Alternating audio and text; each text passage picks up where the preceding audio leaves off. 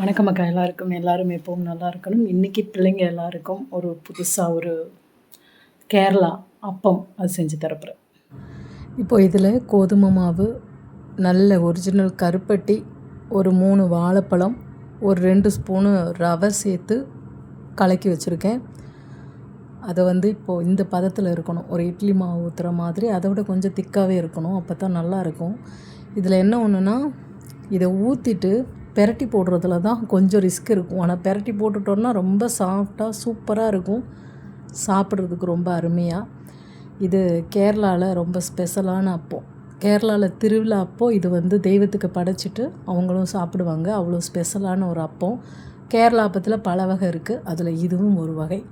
இந்த பாருங்கள், அப்படி மெல்லமாக திருப்பி போட்டோம்னா நல்லா பொசு பொசு பொசுன்னு சாப்பிட்றதுக்கு ரொம்ப சாஃப்டாக வந்துடும்.